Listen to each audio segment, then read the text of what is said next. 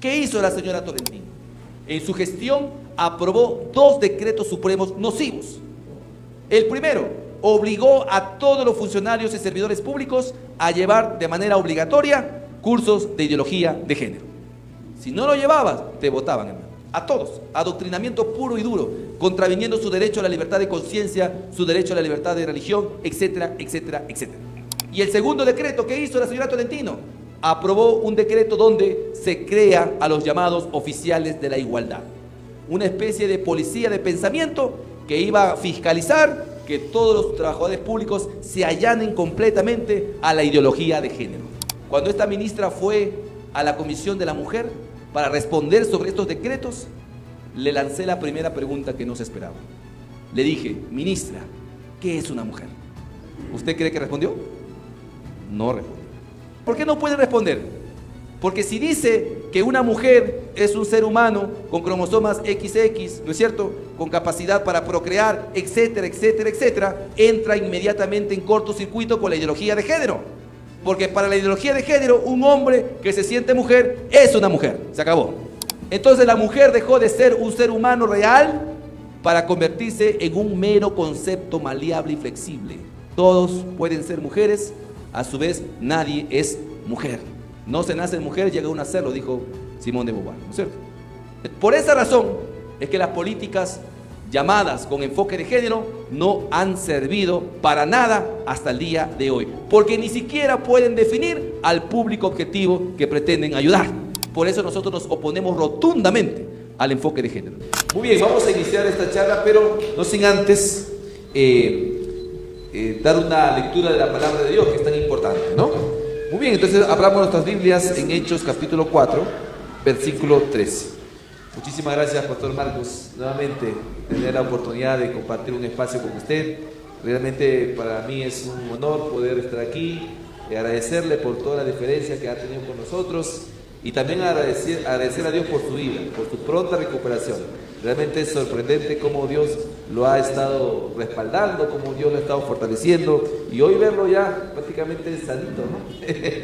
es un milagro, ¿no? Como usted bien lo testifica, y para mí es una alegría enorme verlo bastante recuperado. Que el Señor le siga fortaleciendo. Amén. Entonces, capítulo 4 del libro de los Hechos, versículo 13, dice lo siguiente: entonces, viendo el denuedo de Pedro y de Juan, y sabiendo que eran hombres sin letras y del vulgo, se maravillaban y les reconocían que habían estado con Jesús.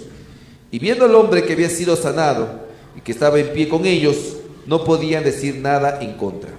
Entonces les ordenaron que saliesen del concilio y conferenciaban entre sí, diciendo: ¿qué haremos con estos hombres? Porque de cierto señal manifiesta ha sido hecha por ellos, notoria a todos los que moran en Jerusalén, y no lo podemos negar. Sin embargo, para que no se divulgue más entre el pueblo, amenacémosles para que no hablen de aquí en adelante a hombre alguno en este nombre. Y llamándolos les intimaron que en ninguna manera hablase ni enseñase en el nombre de Jesús. Mas Pedro y Juan respondieron diciéndoles: juzgad si es justo delante de Dios obedecer a vosotros antes que a Dios, porque no podemos dejar de decir lo que hemos visto y oído. Gracias, Señor, por tu palabra en esta tarde. Ayúdanos, Señor, a que en este día podamos aprender algo nuevo para tu gloria y para tu honra. Amén. Amén. Gloria a Dios. Pueden tomar asiento. Me voy a poner al frente para poder explicar un poco mejor. Amén. Y también nos ayudamos de la pantalla.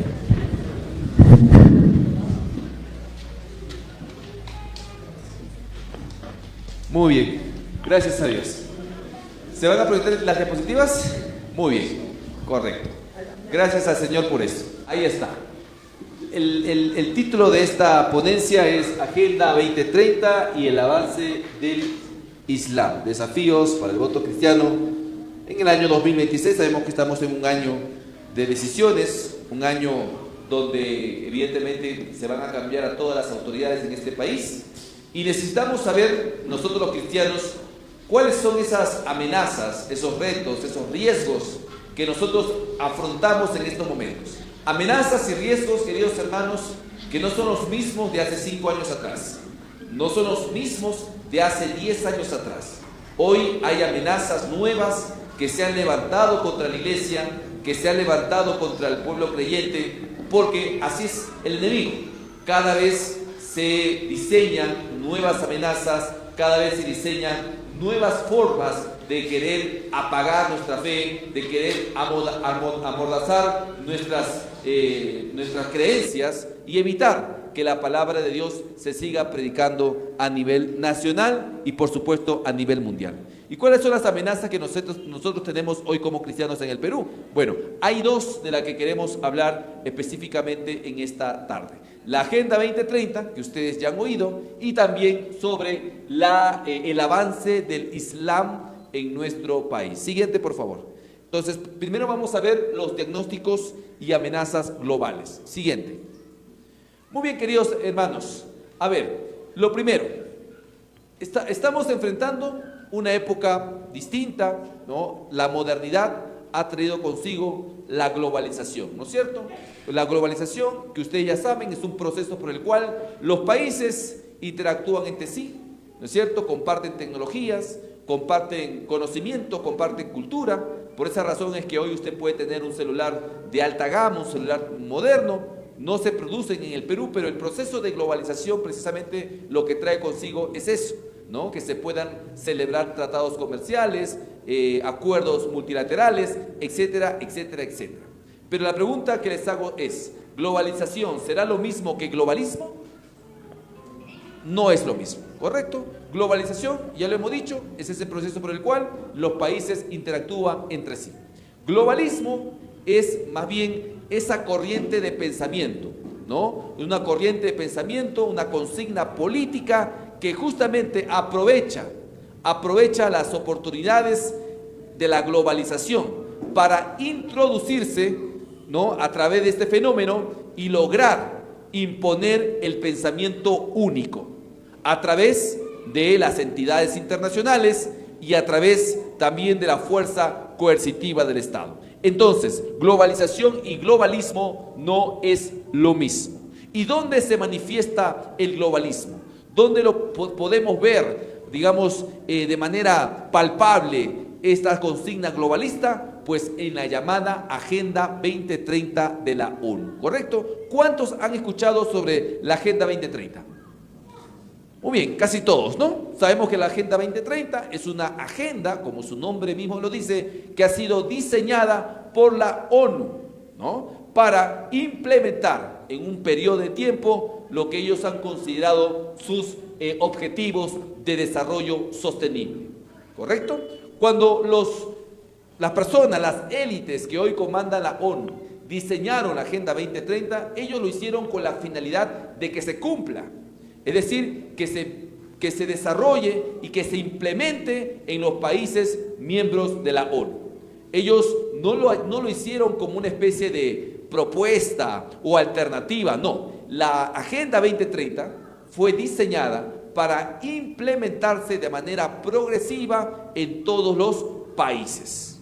Por ejemplo, dijeron en el año 2022 vamos a aprobar el aborto, en el año 2028 vamos a aprobar el matrimonio homosexual, en el año 2030 vamos a sacar a Dios completamente de todas las escuelas públicas del país.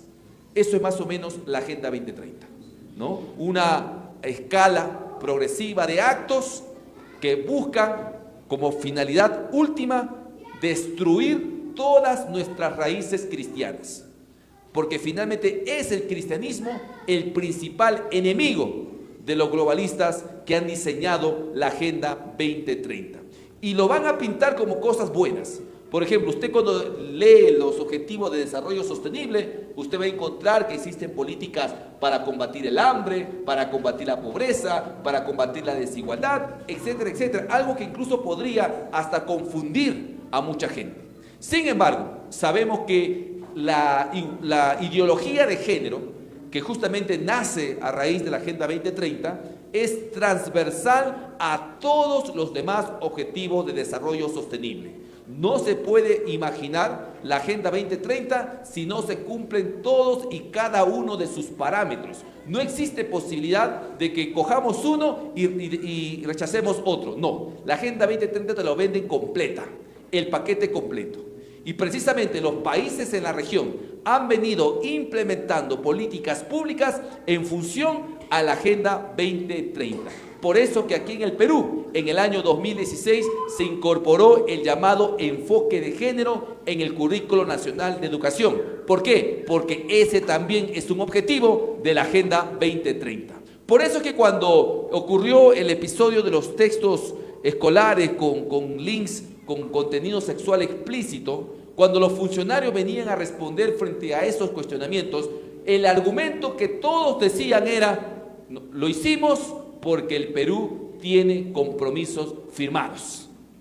O sea, en otras palabras, estamos prácticamente sometidos a una agenda internacional que ha sido firmada por gente que ni siquiera ha consultado al Estado peruano, ¿no? Estas agendas no se desarrollan, no se someten al escrutinio de la población, simplemente son elaboradas por una élite y esa élite le ordena a los distintos gobiernos que se implemente. Esa agenda no se consulta, no pasa por referéndum, porque de eso se trata, imponer al resto esta cosmovisión del mundo, de la sexualidad y de todo lo concerniente con todos los objetivos que desarrolla la Agenda 2030. ¿Correcto? Entonces, eso es, estimados hermanos, el globalismo, que es distinto, repito, a la globalización. Muy bien, siguiente por favor. Y muy bien, ahí ustedes pueden ver, ¿no es cierto?, una portada de la National Geographic.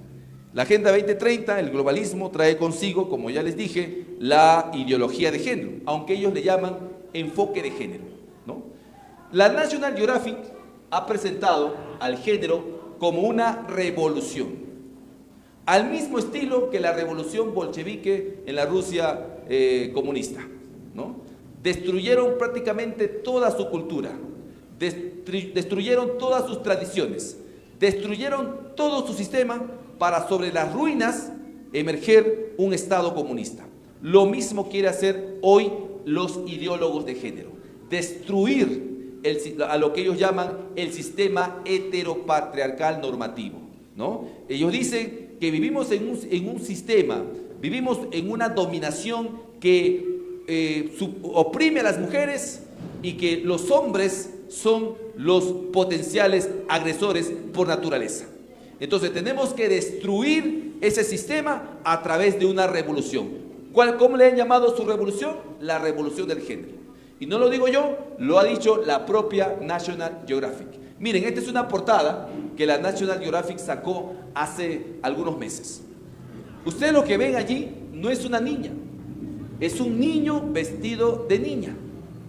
De eso se trata, pues, ¿no es cierto? De atacar a los niños.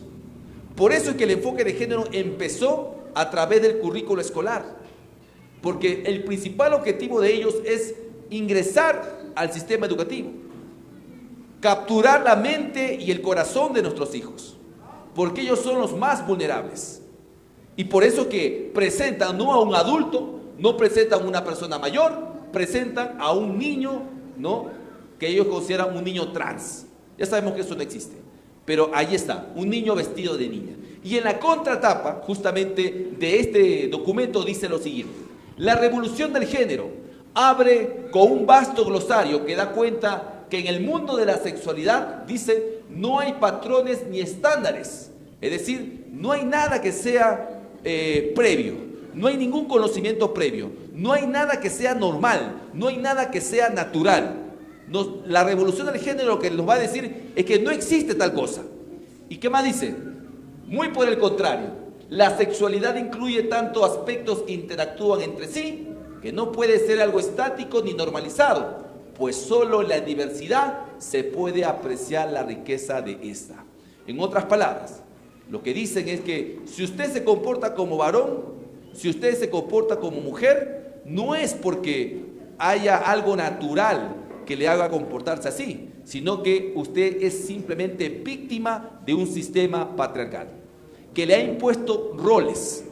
porque la cultura ha determinado que las mujeres se comporten de esta manera y los hombres de otra manera. Cuando en realidad, dicen ellos, esto no debería ser estático. Los hombres y las mujeres deberíamos optar por el género que quisiéramos.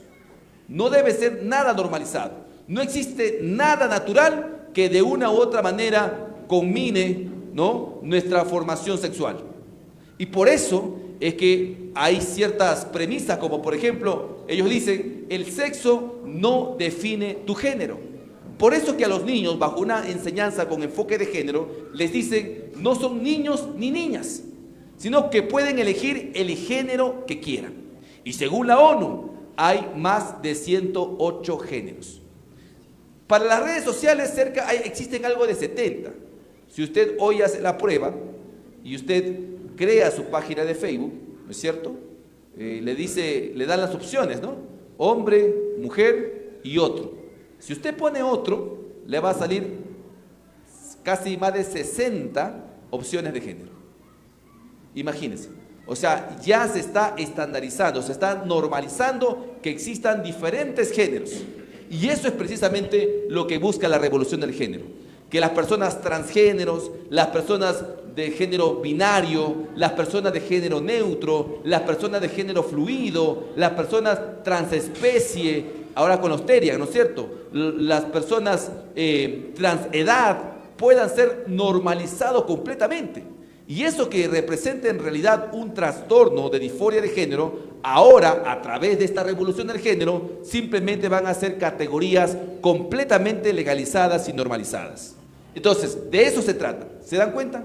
De romper con lo natural, de destruir nuestras bases sociales, subvertir nuestra sociedad para imponer una cosmovisión, ¿no?, política, ideológica de la sexualidad conforme ellos la han percibido. Una cosmovisión que es abiertamente anticristiano, antibíblico, porque niegan la naturaleza del hombre, niegan la naturaleza de la mujer. Sabemos por la Biblia que varón y hembra los creó. Ellos dicen, no, aquí uno puede ser del género que quiera.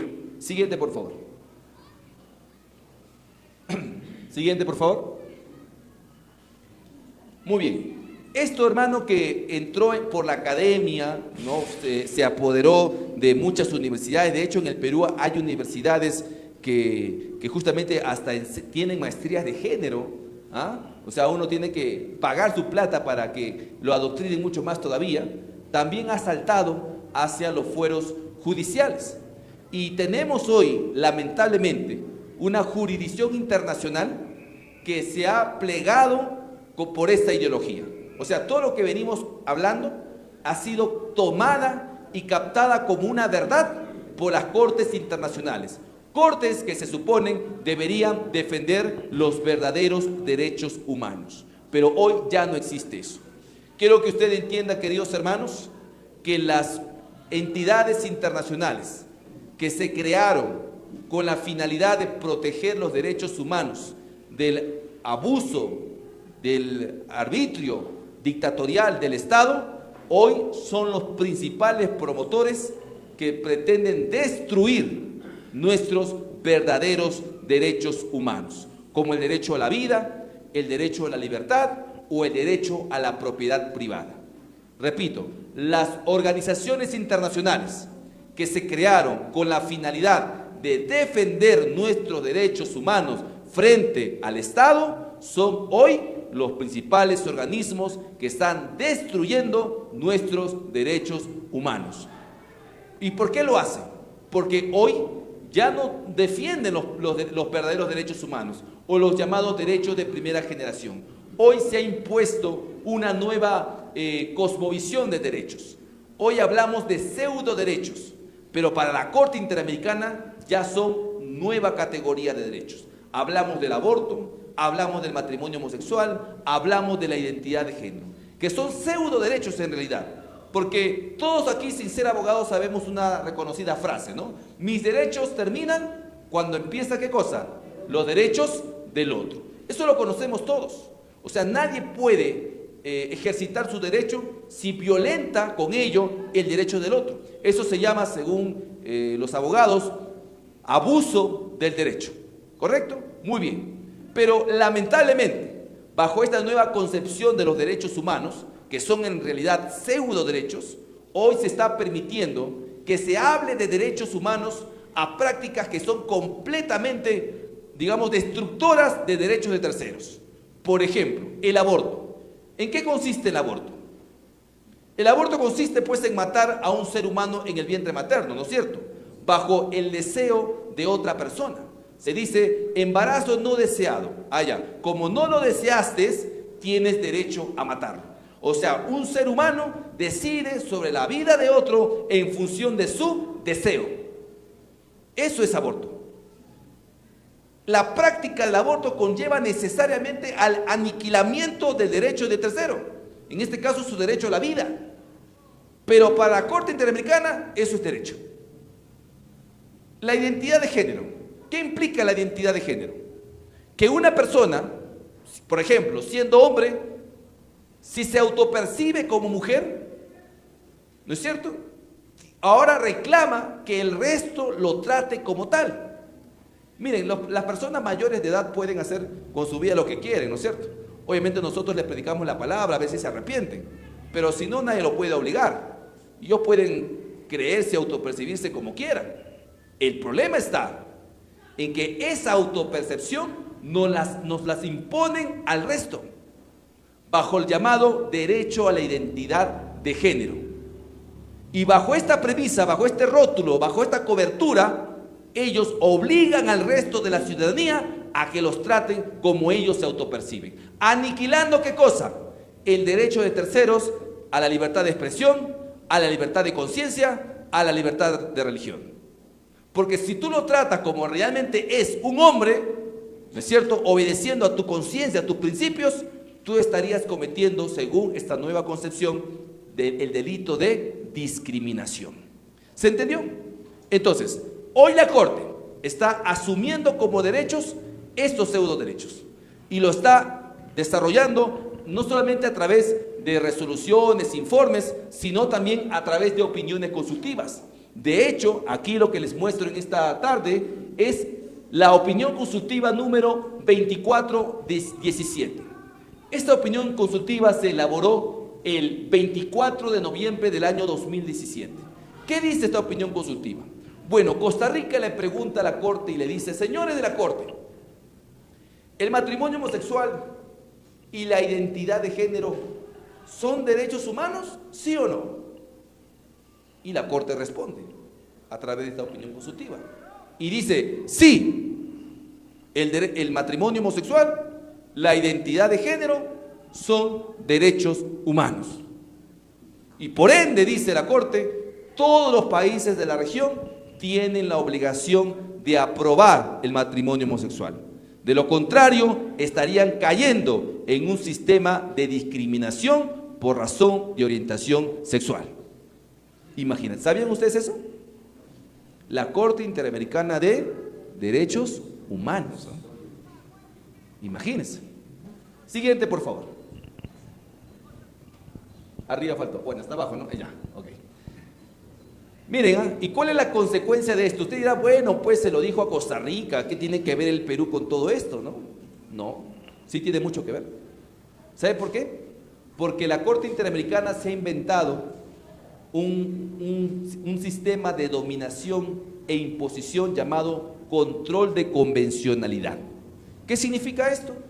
Que cualquier cosa que diga la Corte, cualquier opinión consultiva, cualquier sentencia que emita para cualquier otro país de la OEA, también es de estricta observancia y aplicación en cualquiera de los países de la OEA. No importa si la opinión fue a Costa Rica, no importa si la sentencia fue al Ecuador, también aplica para el Perú y aplica para cualquier país de América Latina. Y justamente acá hay un caso, la señora Susel Paredes. Ella contrae matrimonio homosexual, sabemos que es un mal término, pero eso es lo que ella contrae en México, ¿no? Se casa con una mujer en México. Y bueno, ella no se quedó contenta solo con eso, sino que vino al Perú y trató de legalizar su matrimonio. Quiso inscribirlo ante el RENIEC. Obviamente, en el Perú no existe ninguna ley de matrimonio homosexual, no existe ninguna ley de unión civil. y el RENIEC tuvo que rechazar su solicitud. Pero no se quedó contenta. ¿Qué hizo Susel Paredes? Presentó una demanda de acción de amparo ante el Poder Judicial. Y adivinen qué, el Poder Judicial le da la razón a Susel Paredes. Pero ¿cómo? Si el Código Civil, si la Constitución Política dice que el matrimonio es la unión entre un hombre y una mujer, ¿cómo es que un juez le da la razón? El juez ¿sabe qué hace? Apela justamente a la opinión consultiva de la Corte Interamericana. Y dice, si bien es cierto, las leyes peruanas dicen esto, pero como la Corte, la todopoderosa Corte ha dicho esto, entonces aplicamos lo que dice la Corte. Y reconoció el matrimonio homosexual de Susel Paredes en el Perú. Un juez de primera instancia. Obviamente es un juez adoctrinado, de esos que adoctrina Jusden, Promsen y todas estas ONGs. ¿Qué pasó? La RENIEC, el RENIEC, apela esta decisión y llega el caso ante el Tribunal Constitucional. ¿Y saben qué sucede en el Tribunal Constitucional? Bueno, se emite una sentencia. El juez en ese momento ponente, el doctor Carlos Ferrero, que ya no está con nosotros, señala y emite una sentencia, brillante, donde dice con claridad que el matrimonio entre personas de distinto sexo cumple una función pública. ¿Por qué? Porque la unión de dos personas de distinto sexo tienen la potencialidad de traer consigo la prole, los hijos. ¿Y los hijos qué cosa garantizan? La subsistencia del Estado. Entonces, para el Estado le es funcional, ¿qué cosa?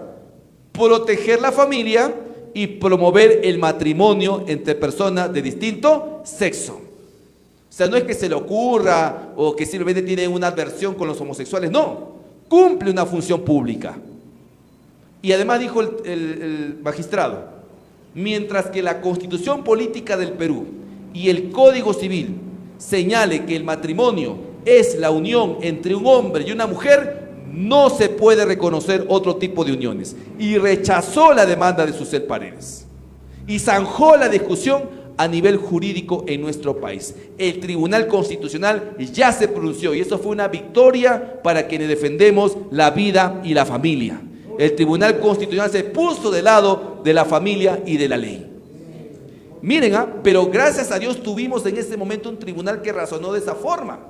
¿Qué hubiese pasado si el tribunal hubiese sido más progresista? Hoy hubiésemos tenido matrimonio homosexual aprobado por el Tribunal Constitucional. O sea, nos libramos por un pelito, como se dice. Claro, en Colombia, por ejemplo, el Tribunal Constitucional le abrió las puertas al aborto, no a través del Congreso.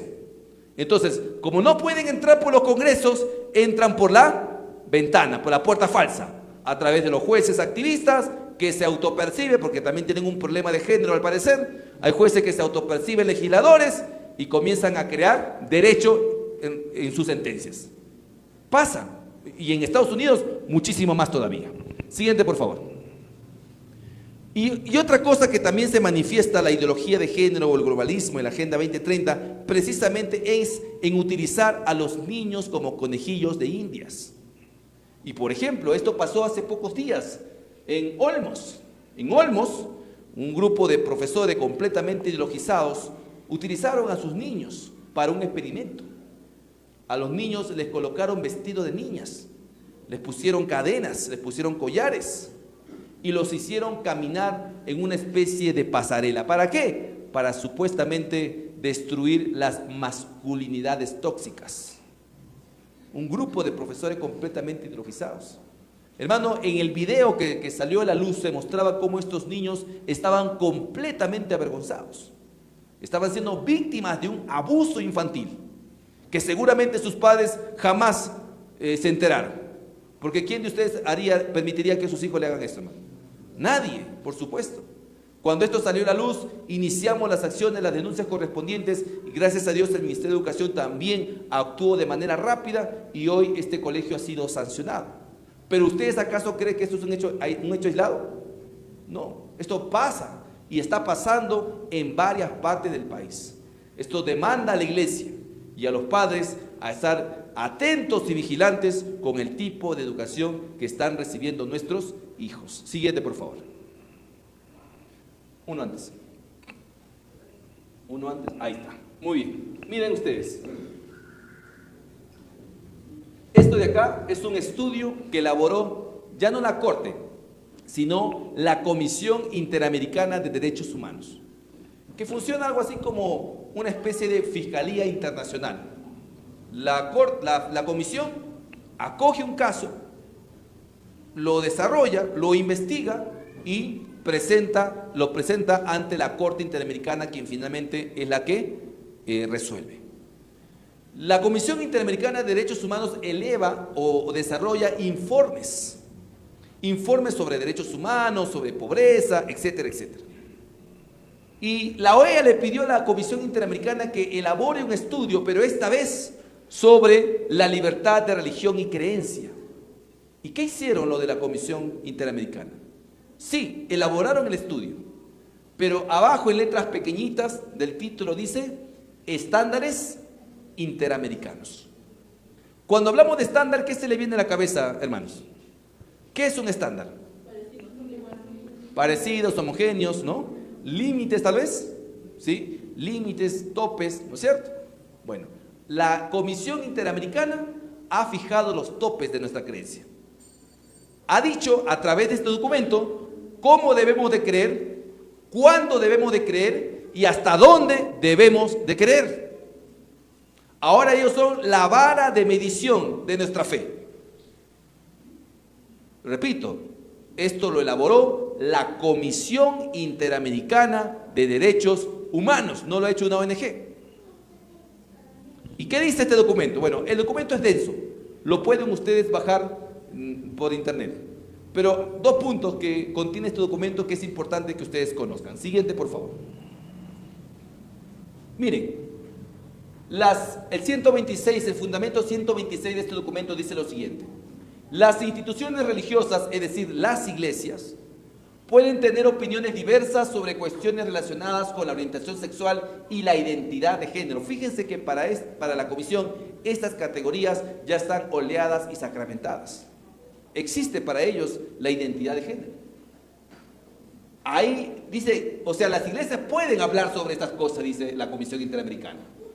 Pero, ahí llegó el primer pero, el estándar. Pero, en ningún caso sus autoridades, es decir, sus pastores, sus líderes, sus obreros, deben incitar a la violencia o al odio. Si uno lo lee así nomás, hermano, pareciera hasta positivo el texto, ¿no? Pareciera hasta bueno, claro, ¿quién estaría de acuerdo con que se incite a la violencia, no es cierto? Nadie. Pero allí la trampa está en la palabra odio. ¿Por qué? Bueno, porque la pregunta cae por su propio peso. ¿Quién va a definir lo que es odio? ¿Nosotros o ellos? Ellos. Porque ellos son los que están definiendo ¿qué cosa? Los estándares. ¿Sabía usted, hermano, que en Europa, en varios países donde el Islam precisamente ha avanzado, no se puede hablar del Evangelio de Cristo así nomás? ¿Sabe cómo le llaman ahora eso? Islamofobia. O sea, el mensaje de Cristo se ha vuelto un mensaje de odio. ¿Quién definió que ese mensaje era odio? Pues las élites globalistas, la ONU, los organismos internacionales. Ellos dijeron, a partir de este momento, este mensaje es odio, se acabó. Porque ellos tienen el poder. Ellos fijan los estándares. Por ejemplo, si yo dijera acá que el matrimonio es la unión entre un hombre y una mujer, ¿cuántos están de acuerdo?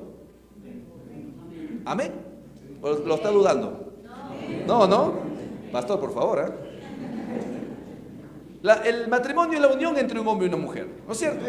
No solo porque lo dice la ley, sino también porque la Biblia lo dice. Cuando Dios le dice a Adán, dejará el hombre a su padre y a su madre, y se unirá ¿a quién? A su mujer, y ambos serán ¿qué cosa? Una sola carne. Mira, en un mismo texto bíblico Dios deja por partida doble sentado cuál es el diseño original: hombre, mujer. Entonces, cuando usted manifiesta su opinión en favor del matrimonio entre personas de distinto sexo no solamente está recurriendo a una fe, sino también eso es legal, porque todavía nuestras leyes así lo establecen. Sin embargo, ese mensaje ahora ya está siendo considerado un mensaje de odio. ¿Por qué, hermano? Porque claro, es un mensaje que va contra las parejas del mismo sexo. Y por ende, ese mensaje tuyo, que es legal y que parte de una cosmovisión cristiana, de un fundamento bíblico, ahora pasó a convertirse en un mensaje de odio, en un mensaje homofóbico. Y en los países donde se ha aprobado el matrimonio homosexual, ya no lo puedes decir. Porque ahora se convirtió en odio, se acabó. Si yo dijera acá que los niños tienen pene y las niñas tienen vulva, ¿es cierto o no es cierto? Por supuesto, es científico, corroborable, contrastable, verificable.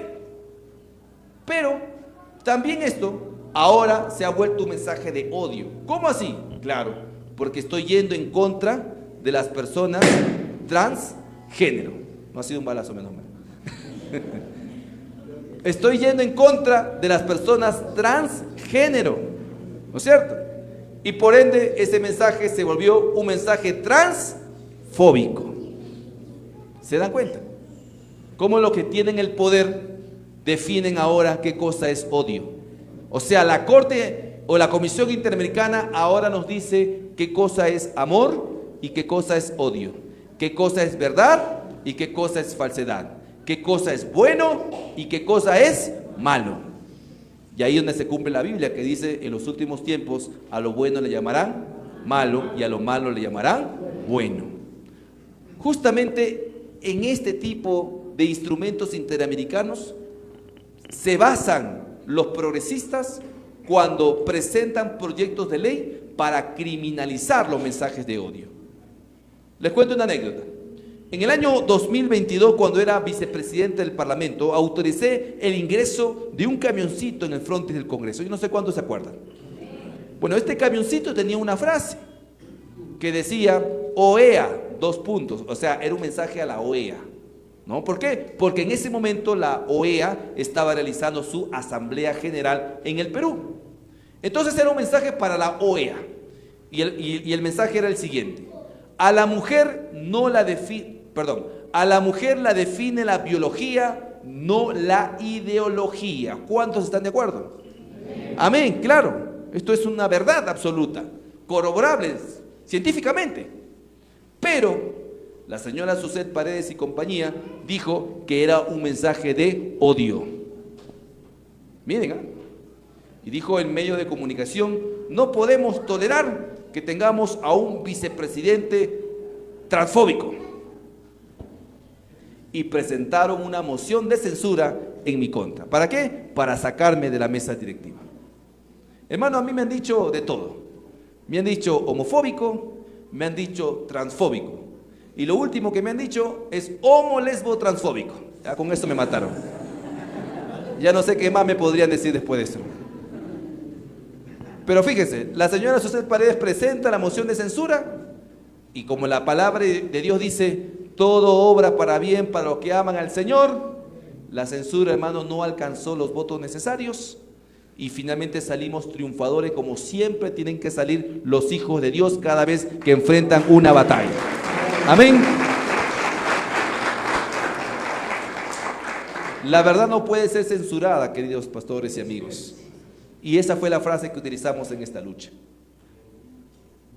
Y después, días después, la señora Suset Paredes no se quedó tranquila y presentó el proyecto de ley para criminalizar los mensajes de odio. ¿Quién va a definir qué es odio? Pues ella misma. ¿Y de dónde se inspiran esta gente? De estos documentos interamericanos. Porque ellos le dan cuerda, ¿no es cierto? Inspiran, fomentan políticas públicas que son, digamos, bajo la fachada de proteger a la ciudadanía de los mensajes de odio, comienzan a colocar mordazas contra la población y específicamente contra los cristianos. Siguiente, por favor.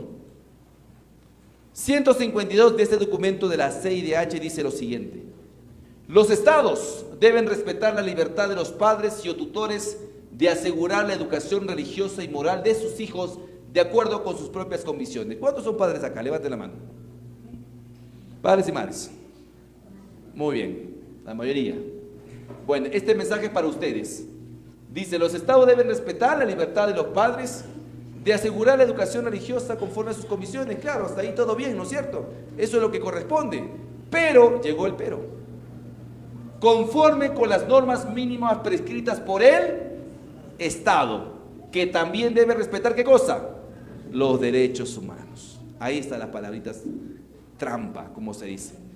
Usted, hermano, cuando lea, cuando escuche a las ONGs, a Prodero, ¿cierto?, hablar sobre Amnistía Internacional, ¿no?, IDL, ¿no?, hablar sobre derechos humanos, no crea que se está refiriendo a sus derechos.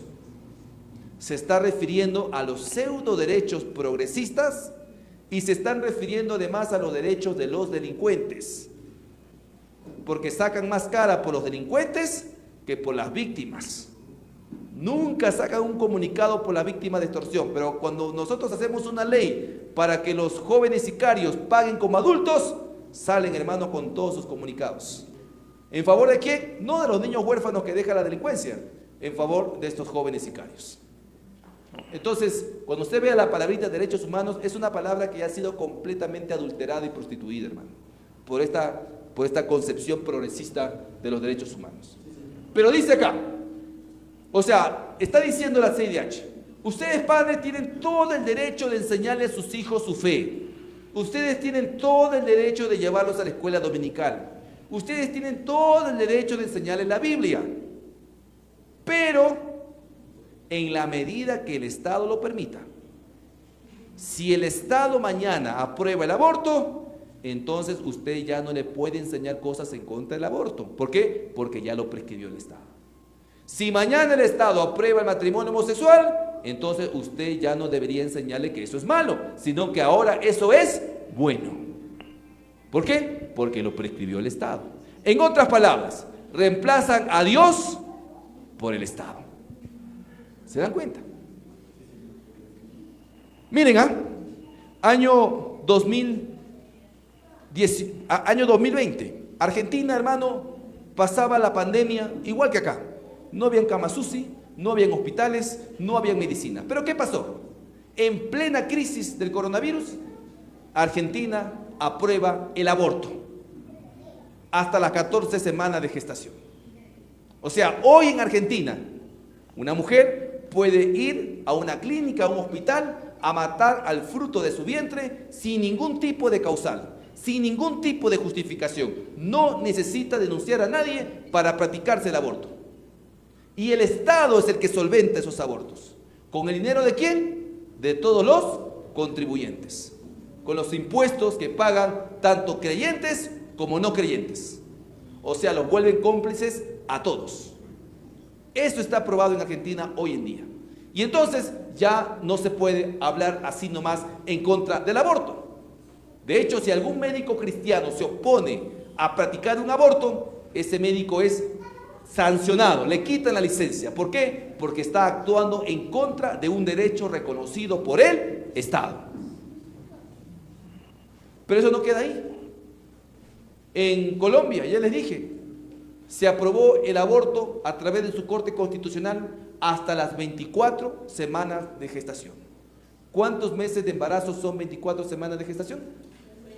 6 meses. Miren, 6 meses. La ciencia ha demostrado que un bebé prematuro de 6 meses puede sobrevivir en una incubadora. Pero no, allá es derecho matarlo.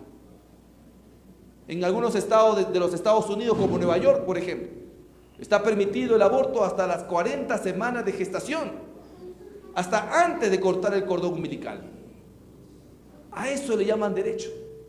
Eso que es barbarie, que es atrocidad, que es el cumplimiento de la palabra de Dios cuando dice que en los últimos días la maldad aumentará y el amor se enfriará, a eso le llaman hoy derecho. Hermano, esa sangre de esos seres humanos inocentes, víctimas, clama al cielo por justicia. pero en estos países ya es un derecho. Practican todo tipo de aborto. Y hoy en día, en la academia ya se habla del aborto tardío. ¿Qué significa eso? Que si la criatura sobrevive al aborto, entonces el médico puede matar al bebé fuera del vientre. Ya se habla de eso en la academia. Imagínense. Por eso, hermano, yo siempre le agradezco a Dios, porque Dios ha guardado y librado al Perú de todas esas atrocidades. En el Perú no existe la ley del aborto.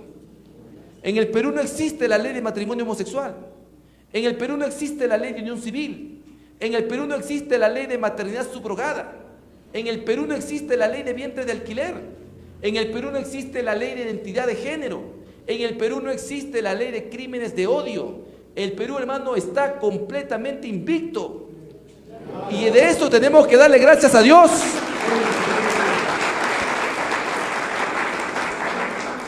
Solamente Perú y Paraguay son los únicos dos países que se han librado de caer en las garras de la ideología de género. Todo el resto de países han caído. En Chile, por ejemplo, nuestros vecinos, no estamos hablando de países lejanos, en Chile está aprobada la ley de identidad de género. Allá un jovencito de 14 años, que es casi un niño, hermano, puede mutilarse un órgano sexual sano demandando a sus padres si es que no están de acuerdo. O sea, ya los padres ya no mandan ya.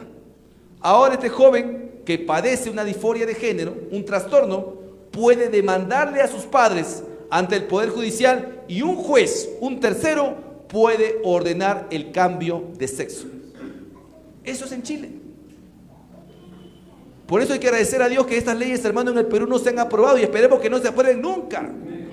Amén. Porque lo que dice esta CIDH es que si el día que esto se apruebe, entonces nosotros tenemos que condicionar nuestra fe a lo que digan los estados. Por eso leíamos en Hechos capítulo 4. Pedro y Juan fueron llevados ante el Sanedrín. Y el Sanedrín era en ese momento la máxima autoridad política y religiosa de Israel. ¿No es cierto? Es como si te llevaran ahorita ante el presidente. Y ellos le dijeron a Pedro y Juan: no, ustedes desde este momento están prohibidos de hablar de Cristo. Desde este momento no lo pueden hacer. Nosotros, el Sanedrín, se lo ordenamos. ¿Y qué dijo Pedro? Amén, Romanos 13, hay que obedecer a nuestras autoridades, ¿no? ¿Dijo eso Pedro? Bueno, hermano, yo me he topado con cristianos que me han dicho eso. Me han dicho: ¿por qué te opones? ¿Por qué luchas contra eso si la autoridad lo manda? Hay que obedecer, hermano, me dicen. Hay que obedecer a nuestras autoridades, dicen. ¿Será así? ¿Usted qué dice? No. A las autoridades se las obedece siempre y cuando, hermano, estén dentro de la voluntad de Dios. Si la autoridad te ordena hacer algo que Dios, hermano, castiga o sanciona, no se le puede obedecer, hermano. Así de simple, así de sencillo.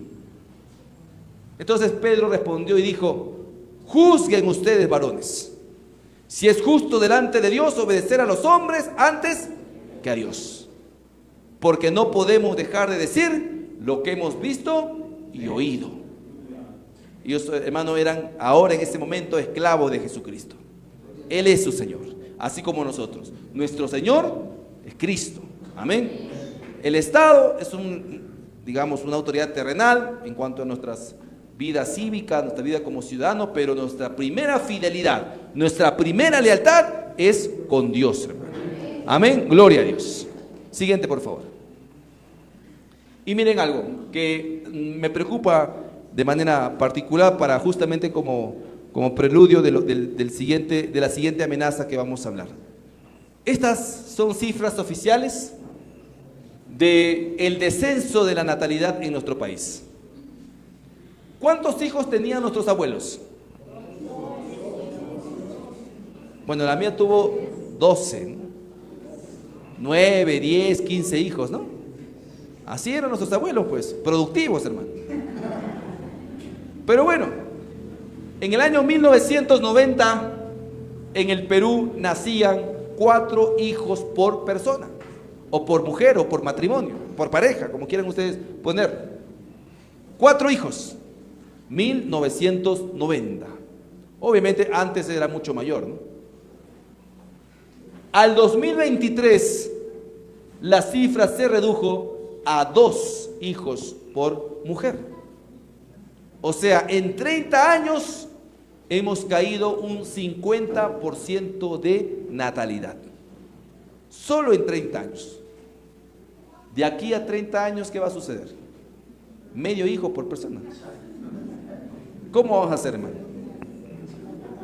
Ahora tienen perrijos, gatijos. Si es que no te sale un terian por ahí, ¿no? Claro. La realidad que hoy nos está pasando, hermanos, le pasó a Europa hace ya varios años atrás. De hecho, países como Europa o Corea, Japón, hermano, le pagan a las parejas por tener hijos. ¿Por qué? Porque saben que si no tienen hijos, se cae todo el sistema. ¿Cómo se pagan las pensiones a los ancianos? ¿Cómo obtiene la mano de obra? Van a tener que abrir sus fronteras hacia la migración ilegal. Y ahí, ¿qué cosa pasa? Pierden su cultura, pierden su identidad, como está pasando en Europa precisamente, ¿no? Y esto es el panorama al cual nosotros nos estamos enfrentando. No es una amenaza futura, no, ya es una realidad. Fíjense ustedes la reducción de las tasas de natalidad. Esto, obviamente, porque existe muchísima propaganda feminista en los medios de comunicación. Los jóvenes ya no se quieren casar, ya no quieren tener hijos.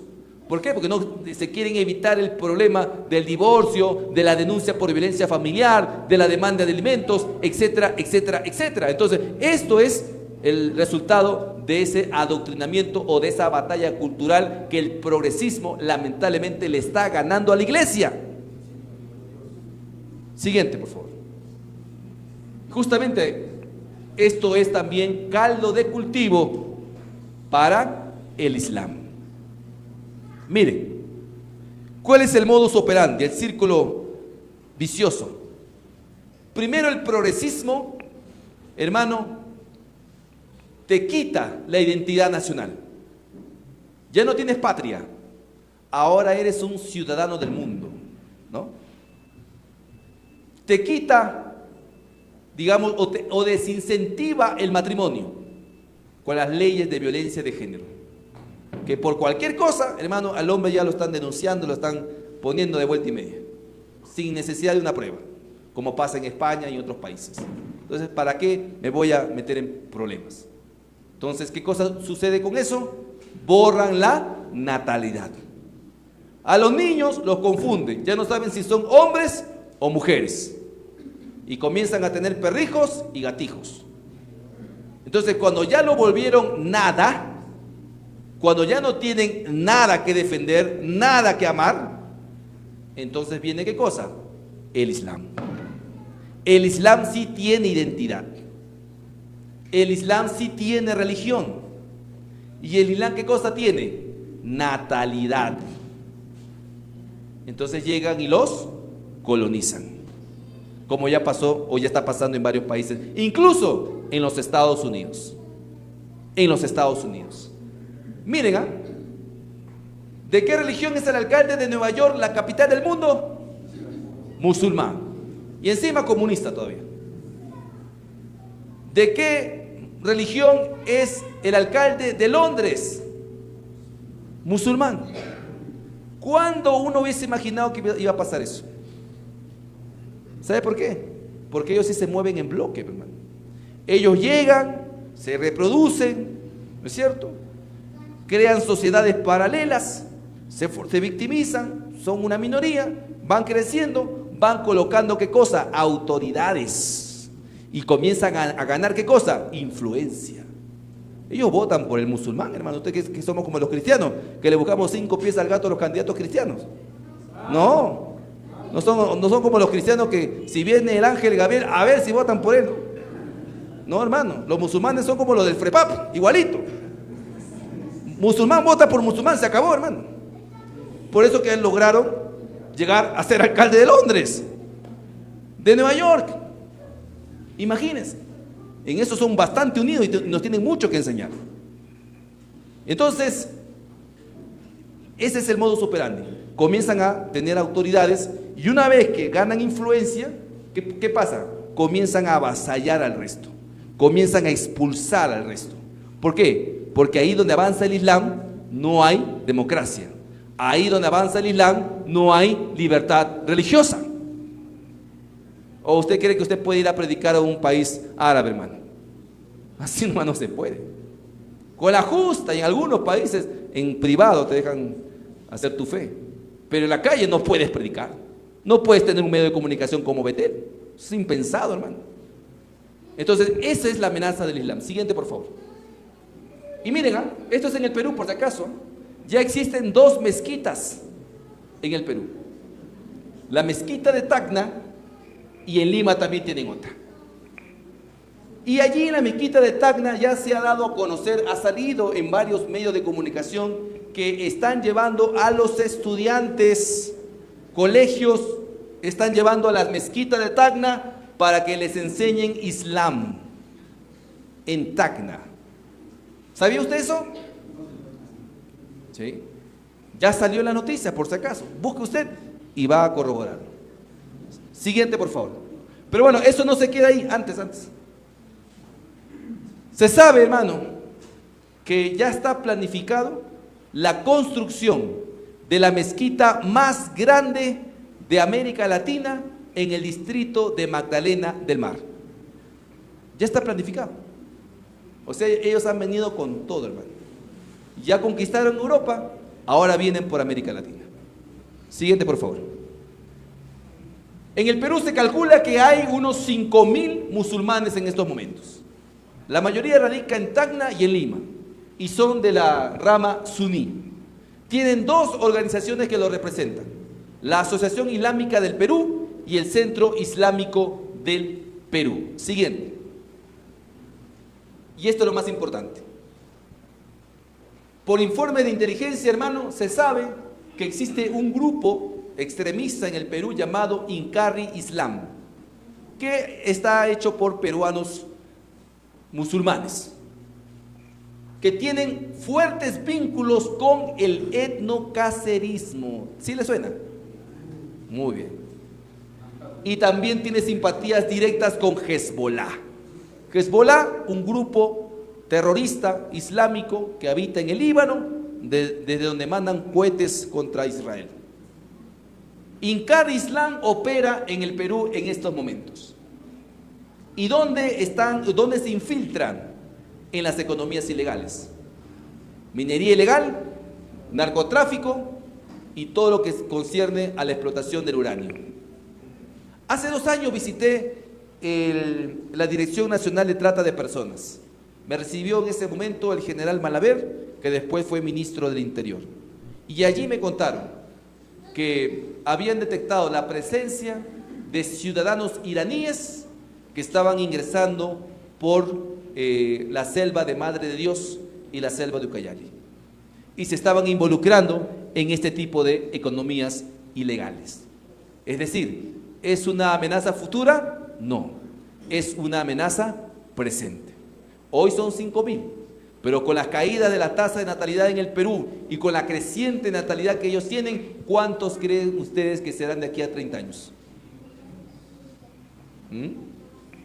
Tarea para la iglesia, hermano. Tarea para la iglesia. Siguiente, por favor. Muy bien. ¿Qué hizo Milei en Argentina? Porque es el país donde más han inmigrado los musulmanes. Bueno, él, hermano, no se anda con rodeos y declaró a una organización extremista llamada la Hermandad Musulmana como una organización terrorista. En un plumazo, hermano. ¿Cuánto quisiéramos tener un presidente así en el Perú, no es cierto? Que defiendan los intereses peruanos, defiendan nuestra fe, defiendan nuestra soberanía. Oremos a Dios para que eso suceda muy pronto. Siguiente, por favor. ¿Y qué hicimos desde el Congreso? Usted me dirá, ya hermano, ya me metió miedo, pero ¿qué ha dicho usted? Me va a decir, ¿no? Bueno, vamos a ver la batalla desde el Congreso. Siguiente, por favor. Mire, hermano, en toda guerra, usted sabe, ¿cuál es lo primero que buscan los ejércitos? ¿Qué buscan primero? Expandirse, ¿no es cierto? Ganar terreno, ¿no? Y cuando ganan terreno, ganan territorio, ¿qué cosa colocan allí? La bandera. Eso hicimos en el Congreso en el año 2021. Ni bien fuimos elegidos congresistas, la primera moción que aprobamos fue en octubre del año 2021, que declara de interés nacional la conmemoración del Día del Niño por Nacer. ¿Sabían ustedes que tenemos una ley que declara cada 25 de marzo como el Día del Niño por Nacer? ¿Sabía o no lo sabía? Amén, dice la hermana. Y el resto, ni enterado, ¿no? Ahora ya lo saben. ¿Y qué hicimos nosotros? Como justamente, ¿por qué no lo sabía? Porque el Estado jamás lo ha promocionado, pues. Porque el Estado, ¿qué cosa ha promocionado? El Día del Orgullo Gay, el Día de las Rebeliones Lésbicas, el Día de las Identidades Trans, hasta Halloween, hermano. Y el Día del Niño por Nacer, no conozco. Desconozco mayormente, ¿no? Entonces, ¿qué hicimos, hermano? Aprobamos, presentamos la moción 1992 y se aprobó con 87 votos a favor. Ese día, hermano, literalmente colocamos la bandera pro vida en el Congreso. Ese día, desde ese día en adelante, hermano, ninguna ley de aborto se ha aprobado en nuestro país. Todas las leyes han sido pro vidas y pro familia, hermano. Gracias a esta primera acción. Los pusimos entre las cuerdas a los congresistas. ¿Usted es pro vida o pro aborto? Pro vida, ya, hermano, vota. Y ya está, lo comprometemos. Gloria a Dios por eso. Siguiente, por favor. Bueno, el año 2022. Miren, hermano, antes de esta ley 31.498, ojo, estoy hablando de leyes, no estoy hablando de proyectos, de promesas, no, ya son leyes publicadas.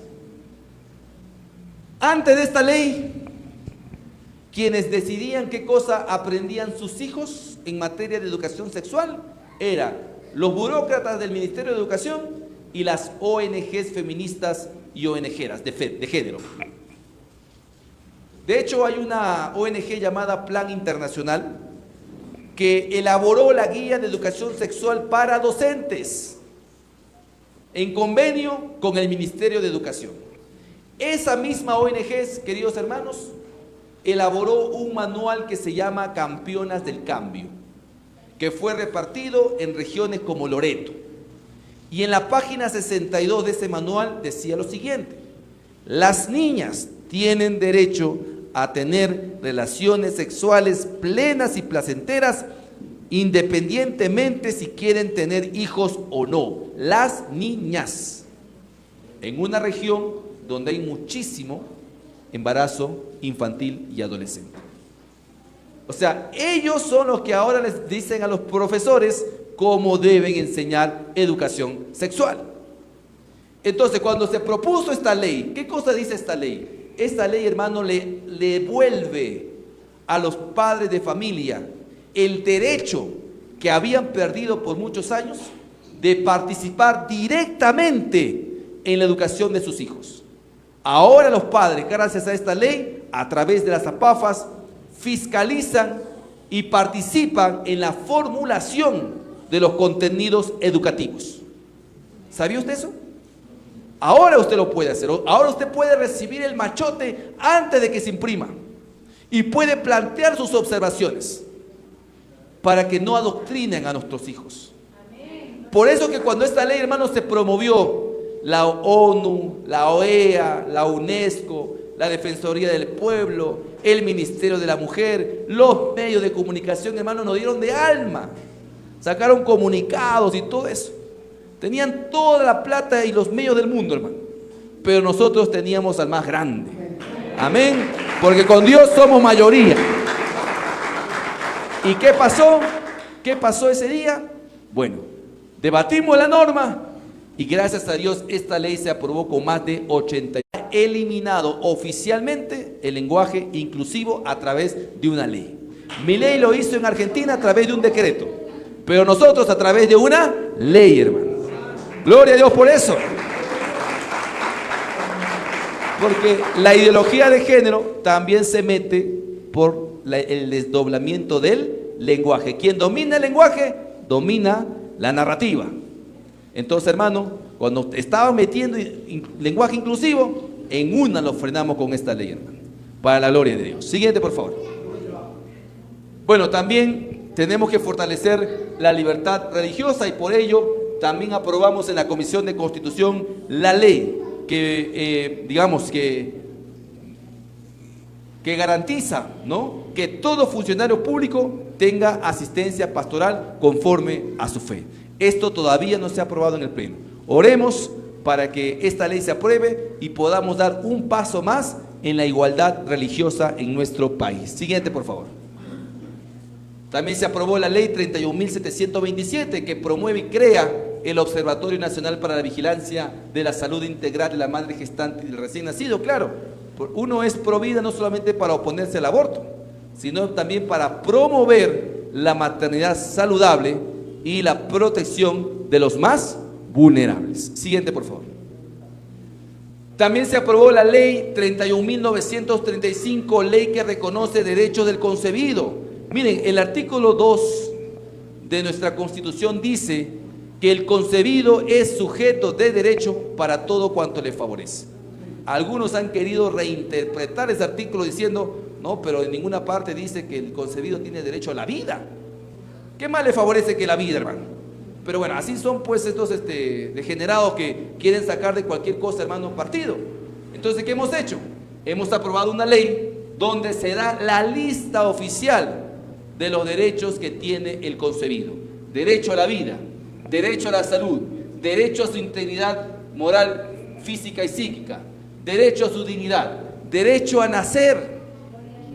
Amén. Con esto, hermano, estamos nosotros colocando los candados habidos y por haber para que la vida esté protegida en lo máximo posible. Y usted dirá, ¿y por qué hicieron todo esto? ¿Por qué era necesario hacer todo esto? Porque, hermano, los cargos son efímeros. Hoy estamos y mañana quizá no estemos. ¿No es cierto? Y no puede pasar lo que pasó en Argentina. Un día salieron a marchar en contra del aborto y el otro día esas mismas personas votaron por los abortistas. Pasa, hermano. Porque hay cristianos, lamentablemente, que les encanta votar por sus verdugos. Saben que es abortista. Saben, hermano, que está a favor de la ideología de género, pero igual votan por ellos. Entonces, mañana más tarde podríamos tener un congreso progresista. Y la idea es que cuando eso suceda, ojalá que aquí, hermano, todos seamos valientes, ¿no es cierto? Sepamos discernir y tomar decisiones responsables. Pero afuera hay muchos cristianos confundidos, hermano. Entonces, si eso pasara en nuestro país, al menos, hermanos, se la vamos a dejar bien difícil a los abortistas para que destruyan todo este andamiaje que estamos dejando, porque ese es el legado que tiene que dejar un cristiano allí donde Dios lo pone. Las cosas no pueden estar igual. Siguiente, por favor. Bueno, y hablando de cristianos confundidos, una evangélica fue ministra de la mujer. ¿Sabía usted eso? En el tiempo de la señora Boluarte. Su nombre, Nancy Tolentino. Miren, hermanos, por el Ministerio de la Mujer han pasado feministas, abortistas, ONGeras, han pasado marxistas, de todo, hermano, de todo. Pero ninguna de ellas hizo o se atrevió a hacer lo que hizo una ministra evangélica. ¿Qué hizo la señora Tolentino? En su gestión aprobó 2 decretos supremos nocivos.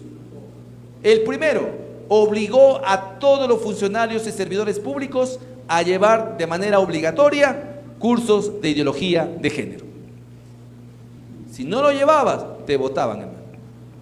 A todos, adoctrinamiento puro y duro, contraviniendo su derecho a la libertad de conciencia, su derecho a la libertad de religión, etcétera, etcétera, etcétera.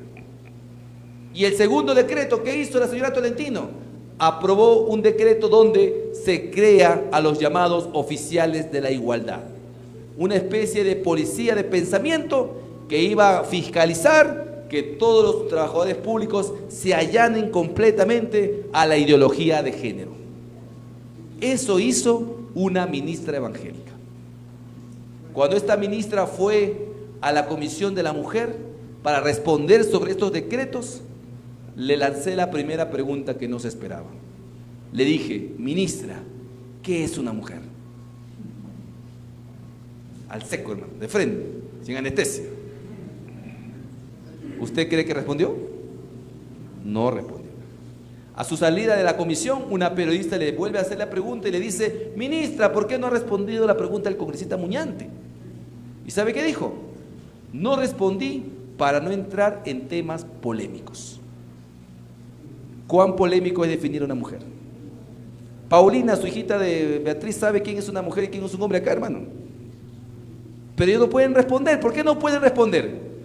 Porque si dice que una mujer es un ser humano con cromosomas XX, ¿no es cierto?, con capacidad para procrear, etcétera, etcétera, etcétera, entra inmediatamente en cortocircuito con la ideología de género. Porque para la ideología de género, un hombre que se siente mujer es una mujer. Se acabó. Entonces la mujer dejó de ser un ser humano real para convertirse en un mero concepto maleable y flexible. Todos pueden ser mujeres, a su vez nadie es mujer. No se nace mujer, llega uno a serlo, dijo Simón de Beauvoir, ¿no es cierto? Por esa razón es que las políticas llamadas con enfoque de género no han servido para nada hasta el día de hoy, porque ni siquiera pueden definir al público objetivo que pretenden ayudar. Por eso nosotros nos oponemos rotundamente al enfoque de género. Siguiente, por favor. Bueno, ¿y qué pasó con estos decretos? Pues pasó lo que tenía que pasar, hermano. Presentamos la ley y los hermanos los mandamos a los oficiales de género por donde vinieron. De frente, hermano, al archivo. Se eliminaron los oficiales de la igualdad. Siguiente, por favor. Bueno, le decía que los progresistas, cuando no entran por la puerta, quieren entrar por la ventana. Y eso pasó con el Aeropuerto Internacional Jorge Chávez. Hermano, a través de una concesión en el Aeropuerto Jorge Chávez, introdujeron los famosos baños trans o los baños inclusivos. En el Perú la identidad de género no es ley, ya lo hemos dicho. Pero a través de esta concesión colocaron los cartelitos de los baños trans. Decía mujeres, para el baño de mujeres, y abajo decía chiquitito, mujeres en toda su diversidad. ¿Qué significaba eso? Que un hombre que se sentía mujer podía ingresar al baño de las mujeres, que también era utilizado por niñas y adolescentes. Y eso lo defendió también la señora Tolentino. Miren ustedes, obviamente hicimos las tareas de fiscalización, no quisieron entender y gracias a Dios tuvimos que aprobar la ley de mi autoría 32.331, que fortalece la indemnidad sexual de niños y adolescentes, estableciendo que el uso de los baños públicos sea de acuerdo al sexo biológico, hombre y mujer, no hay más. Amén. Y a partir de la fecha, hermano, eso es lo que rige nuestro país. Al otro día, cuando se aprobó esta ley, fuimos, hermano, al aeropuerto Jorge Chávez a fiscalizar si estaban cumpliendo la ley, porque ahora ya es una ley. Pues no quisieron entender a la buena, a la mala, pues. Y fuimos, hermano, y tuvieron que retirar todos sus cartelitos. Y si hoy usted va al aeropuerto Jorge Chávez, va a encontrar los baños hombre, mujer y baño familiar para los que tengan hijitos pequeñitos. Y para que no quede ninguna duda, han tenido que dibujar la silueta de un hombre y la silueta de una mujer. Color azul, color rosado todavía. Miren, ¿eh? Los hicimos retroceder, hermano. No le podemos dar 1 milímetro a los progres. Porque usted, allí donde le da 1 milímetro, ellos comienzan a avanzar, hermano. Así que en una los sacamos, hermano, del país. Siguiente, por favor. Bueno, esto es lo último. En diciembre del año pasado se aprobó la ley 32.535 que elimina el enfoque de género de la ley de igualdad de oportunidades entre hombres y mujeres, incorpora el enfoque de igualdad de oportunidades entre hombres y mujeres, elimina la ESI, la educación sexual integral, y prohíbe que las ONGs capaciten a jueces y fiscales en temas de género, hermano. Un tremendo golazo. Con esto el Perú está a la vanguardia, hermano, en defensa de la vida y la familia. Siéntase feliz que vive en el Perú, hermano, con todos nuestros problemas, con todas nuestras crisis. El Perú está a la vanguardia en la defensa de la vida y la familia, hermano. ¿Cuánto quisieran tener estas leyes nuestros vecinos? Yo cuando voy a los congresos de Colombia, a Uruguay, a México, donde me invitan y hablo de estas cosas, hermano, la gente llora y se emociona. ¿Sabe por qué? Porque anhela en su corazón que en su país también suceda eso. Pero no ocurre, porque así lo decidió Dios también. Dios está protegiendo al país, al Perú, para cosas grandes, hermano. Créalo, créalo, hermano. Amén. Siguiente, por favor. Bueno, si usted se acuerda de la opinión consultiva que permitió que un juez registre el matrimonio de Susel Paredes, ¿se acuerda? Bueno, tuvimos que hacer algo, pues, hermano. ¿Y qué hicimos? Aprobamos la ley de mentoría 32.153, que modifica el Código Procesal Constitucional, y establecimos que a partir de la fecha, los jueces peruanos solo podrán acatar las resoluciones de las Cortes Internacionales cuando el Perú haya sido parte del proceso. No opiniones consultivas de otros países, no fallos de otros países. Con esto, hermano, nos bajamos la opinión consultiva del matrimonio homosexual. Eso no se aplica más en nuestro país, para la gloria de Dios, hermano. Gloria a Dios. Siguiente, por favor.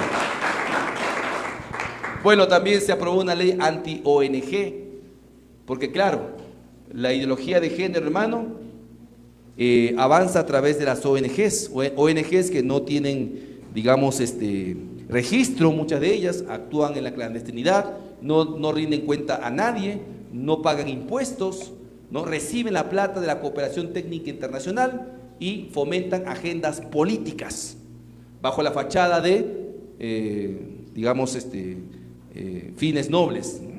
o ayudar a las poblaciones vulnerables. Fíjese que en el mundo entero existe un personaje llamado George Soros. ¿Cuándo han escuchado de él? Bueno, George Soros, a través de la Open Society, financia a muchas ONGs. En el Perú también. Pronsec, Manuela Ramos, Flora Tristán, Demus, Impares, son las ONGs que financia George Soros. Pero tiene a un socio principal en el Perú, que es el que maneja toda su agenda. ¿Sabe cómo se llama esa ONG? IDL. ¿Manejada por quién? Por Gustavo Gorriti. Y a mí, cristianos evangélicos, hermanos, me han atacado con publicaciones de Gorriti. Imagínense, un enemigo de la fe que habla mal de un cristiano, otro hermano que no está de acuerdo conmigo, lo utiliza para atacar. Eso, hermano, se puede esperar de un mundano, pero no de un cristiano. ¿Amén o no? Porque la Biblia dice que de un árbol bueno no pueden salir frutos malos y frutos buenos a la vez. ¿Qué podría salir de gente, hermano, que paga miles y miles de dólares para que mutilen a niños y para que aprueben el aborto en el mundo? Nada, hermano. Nada bueno puede salir de esa gente. Y eso lo tenemos que tener bastante claro. A mí me han atacado, hermano, con publicaciones de medios como La República, Huayca, La Mula, Curwe, La Encerrona. Hermano, ¿qué podría salir bueno de esa gente? Si ellos añoran día y noche, hermano, por desaparecernos a nosotros los cristianos. Y eso también hay que tomarlo en cuenta. Amén. Siguiente, por favor. Bueno, quisieron aprobar el aborto y no lo pudieron lograr. Solamente el aborto, ¿te acuerdas que le decía que pusimos la bandera pro vida? Bueno, una de las consecuencias es esta precisamente. Intentaron presentar el proyecto de ley, se discutió en la Comisión de Justicia, hermano, y solamente tuvo un voto a favor. ¿De quién? De su autora. El resto votaron en contra. De frente, hermano, al tacho de la basura. Gloria a Dios. Siguiente, por favor. También intentaron aprobar el matrimonio homosexual en enero del año 2023. Pasó lo mismo, hermano. Se toparon contra el muro de contención que Dios levantó en el Parlamento. Amén. Y se archivó contundentemente el matrimonio homosexual. Siguiente, por favor. Estamos a punto de aprobar la ley que fortalece la objeción de conciencia. Lo que hizo Pedro ante el Sanedrín se llama objeción de conciencia. Y llegarán tiempos en los cuales se aprobarán leyes nefastas. Y estamos pensando hoy en nuestros hermanos cristianos, médicos, abogados, policías, profesores, que seguramente van a necesitar una herramienta, una protección para decir: yo no cumplo esa ley. Bueno, eso se llama objeción de conciencia. Y ya está aprobado en la Comisión de Constitución. Oremos para que en esta legislatura se pueda aprobar en el Pleno del Congreso. Sería el primer país del mundo, el Perú, si aprueba la ley de objeción de conciencia. Siguiente, por favor. Bueno, este es el camioncito que les mencionaban. Siguiente. ¿Se acuerda que aprobamos una moción? Le pusimos la bandera. Bueno, resultado de eso, que todos los 25 de marzo de cada año el Congreso de la República se alumbra de celeste, hermano. Celebramos la vida, desde la concepción hasta la muerte natural. Gloria a Dios. ¿Y sabe cuándo fue el primero? Cuando yo era vicepresidente, en el año 2023. Celebramos la primera iluminación celeste del Parlamento. En ese mismo año, Susel Paredes quiso que se pintara de arcoíris el Congreso también, viendo que habíamos alumbrado de color celeste el Congreso. Como yo era vicepresidente, hermano, del Parlamento, ya sabe dónde terminó su solicitud. Gloria a Dios. Siguiente, por favor. Bueno, hermano, miren, esta es una marcha que se realizó de no a la unión civil. ¿Por qué? Porque lamentablemente la unión civil se aprobó en la Comisión de Justicia del Congreso. ¿Por cuántos votos nos ganaron? Por un solo voto. ¿Sabe cuántos evangélicos hay en el Congreso? Ya les dije a los que estaban en la mañana tarde. 5. ¿Y de esos 5, cuántos luchan por la vida de la familia? 2. A veces es bueno, sí. A veces Dios nos muestra su misericordia porque dice, mira, no es con tus fuerzas, ustedes son solo 2. Jamás puedes decir que fue por tus fuerzas. ¿Amén o no?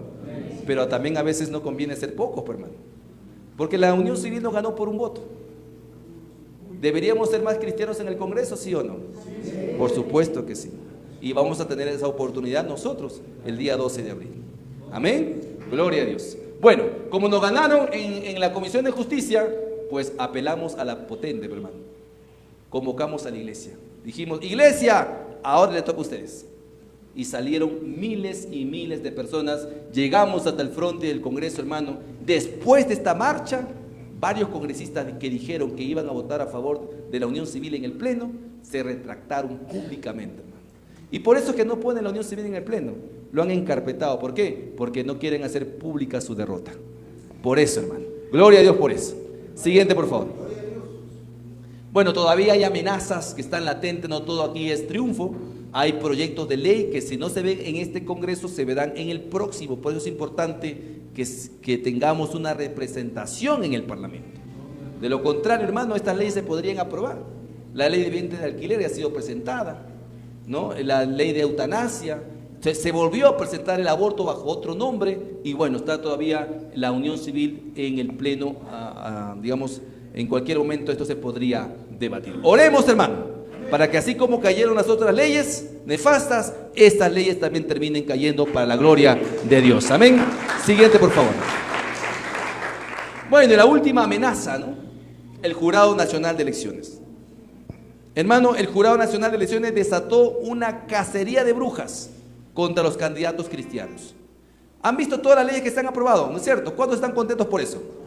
¿Amén o no? Amén. Pero no son todas. No son todas, porque si hablo de todas nos quedamos acá a vigilia, pastor.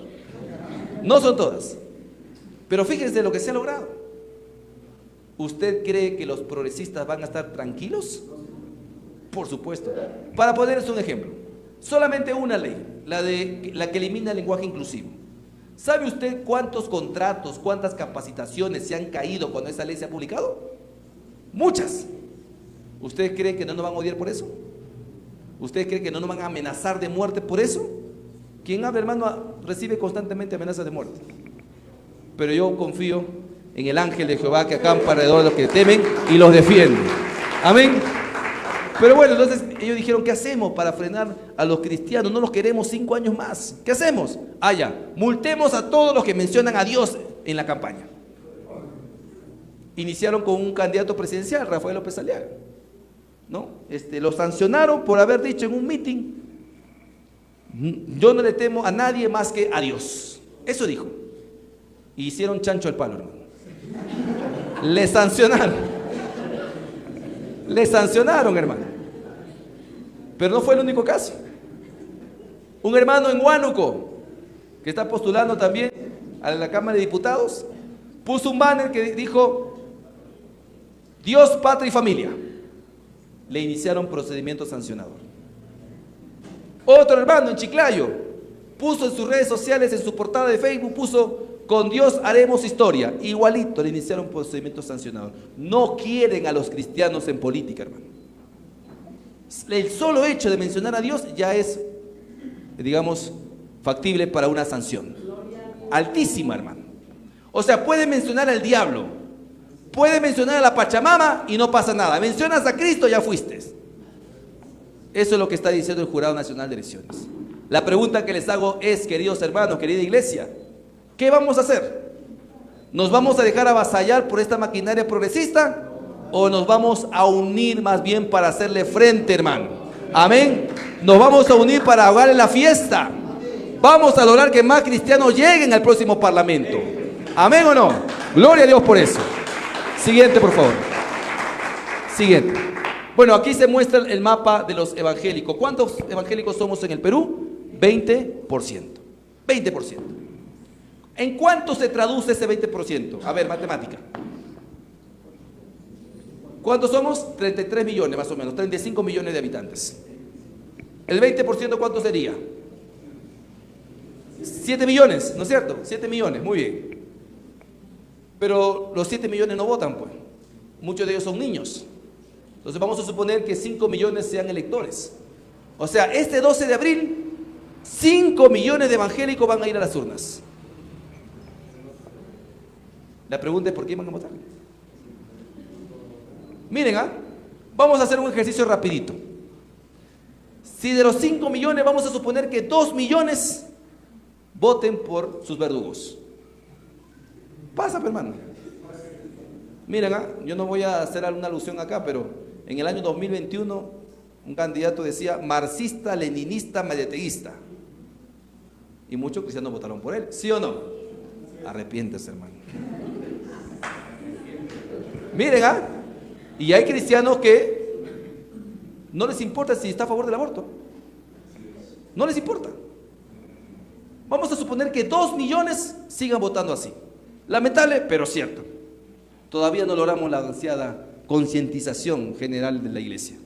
Estamos luchando, pero nos cuesta todavía. 2 millones, digamos que voten así. ¿Cuántos nos quedan? 3 millones.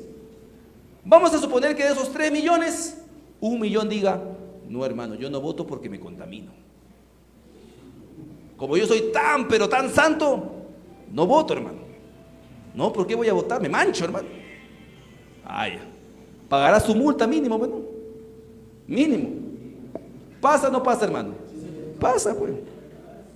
¿Cuántos nos quedan? 2 millones. ¿Sabe con cuántos votos pasó Keiko Fujimori en la segunda vuelta en el año 2021?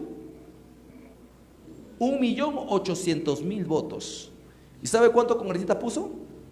23 congresistas.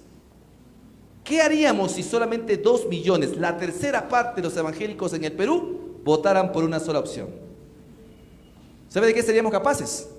De colocar a un presidente en segunda vuelta y una bancada de como mínimo 30 congresistas. Ya no seríamos 2, seríamos 30. ¿Qué haríamos con 30? Y la pregunta es: ¿por qué no se logra hasta el día de hoy? División, ¿no es cierto? Negligencia, segregación, cada uno por su lado, no importa. Hermano, el diablo sabe el enorme poder que tenemos los cristianos, por eso buscan siempre dividirnos. Y hoy tenemos la oportunidad de despertar de ese letargo, de decirle al mundo que aquí los cristianos en el Perú se unieron para que tengan más representantes en el Congreso y seguir permitiendo que el Perú siga siendo esa evasión pro vida y pro familia en el mundo entero. ¿Amén o no? Gloria a Dios por eso.